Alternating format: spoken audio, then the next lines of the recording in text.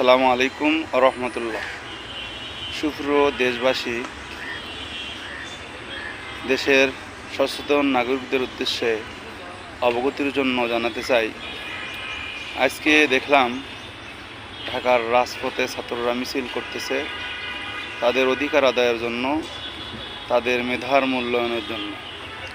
দুঃখজনক বাস্তবতা হলো সত্য, স্বাধীনতার 50 বছরের পরেও আজকে নাগরিকদেরকে তাদের অধিকারের জন্য রাজপথে নামতে হয়। স্বাধীনতার পক্ষে যারা দাবিদার, তারা দীর্ঘদিন যাবৎ এই দাবির সহানুভূতিটি কাজে লাগিয়ে জনগণের অনেক অধিকার হরণ করেছে। তারা ভোটের অধিকার হরণ করে দীর্ঘদিন থেকে অবৈধভাবে ক্ষমতা আছে এবং ক্ষমতায় থেকে সম্পদের পাহাড় গড়েছে। এখন নাগরিকদের নিম্নতম অধিকার, তাদের মেধার মূল্য